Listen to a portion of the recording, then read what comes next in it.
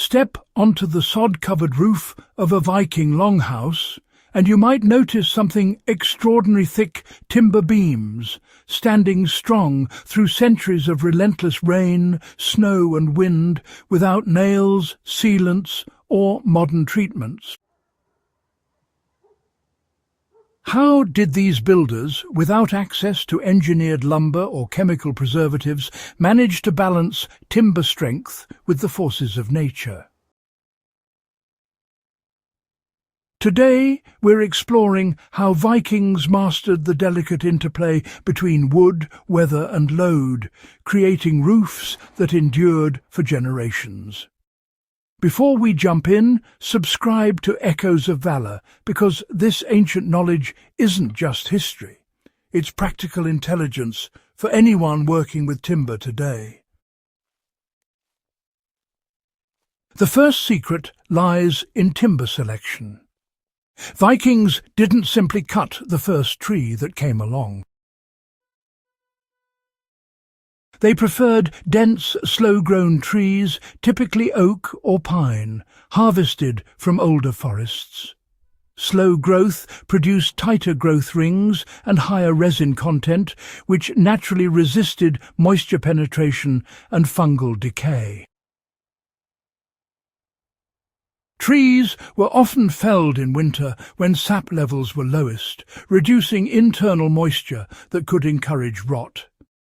Once felled, timber was air-seasoned for months to stabilize the wood fibers, preventing warping once installed. For modern builders or survivalists, sourcing dense timber and allowing it to acclimate before construction replicates this centuries-old approach, increasing durability under rain and snow. Roof slope was a second critical factor. Viking roofs were steeply pitched, often exceeding 45 degrees, which ensured that snow and rain shed rapidly. Standing water is the enemy of timber, accelerating decay and adding unnecessary load. A steep pitch also minimized snow accumulation, reducing the risk of structural failure under heavy winter loads. Today, even small adjustments to roof angle can dramatically improve drainage and reduce stress on timber rafters, directly applying this ancient principle. Ventilation was, well, another key element in balancing timber strength and weather exposure. Viking roofs were intentionally breathable, with gaps at the eaves and ridge that allowed air to flow through the timber layers. Modern homes often trap humid air in tight attics, creating ideal conditions for decay.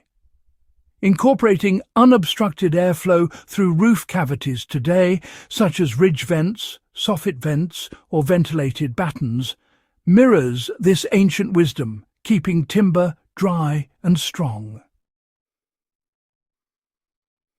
Joinery and load distribution were equally ingenious. Vikings relied on interlocking joints, wooden pegs and scarf joints rather than metal fasteners, allowing timber to flex slightly under weight without cracking. This movement prevented stress concentrations that could split the wood and create entry points for moisture. Modern construction often uses rigid nails or screws that fail under repeated expansion and contraction. Adapting flexible joinery techniques, even partially, can preserve timber integrity while allowing it to respond naturally to seasonal moisture and temperature changes. Surface treatment played a supporting but vital role. Rather than modern sealants, Vikings applied natural oils or lightly charred exposed beams, creating a moisture-repellent surface that still allowed the wood to breathe. This combination of protection and permeability prevented trapped water, which is, a major cause of decay in modern structures. For today's timber projects, breathable coatings achieve a similar effect. They repel rain while allowing internal moisture to escape, ensuring long-term structural health.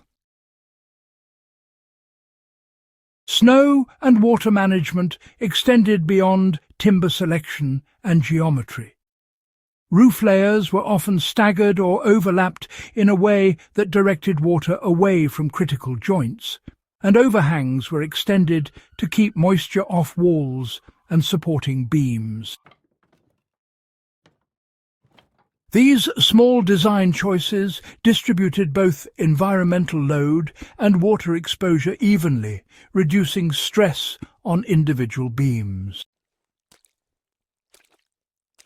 Even today, modern small-scale timber projects really benefit from carefully planned overlaps, drip edges and strategic overhangs, all designed to mimic this effective ancient practice. Maintenance and observation, they were truly integrated into Viking building culture.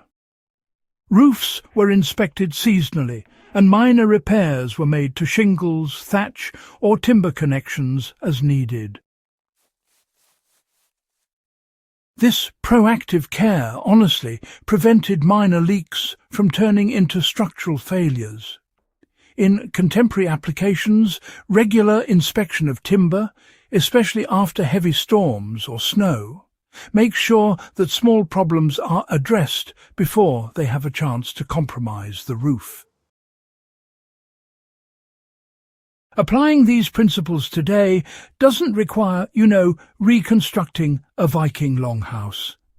Start with dense, slow-grown timber, allow it to acclimate, design roofs with sufficient pitch and overhangs, maintain passive ventilation, and consider flexible joinery where possible. Protect exposed timber with breathable coatings and, inspect regularly. These strategies, grounded in centuries of observation and practice, allow modern builders, survivalists, and history enthusiasts to construct roofs that stand up to rain, snow, and time. If this guide gave you new insight into ancient timber wisdom and practical building strategies, do subscribe to Echoes of Valor and share this episode with someone fascinated by history, timber, or long-lasting construction. Ancient builders left us blueprints of resilience. By applying them, we can keep timber strong, dry, and reliable for generations.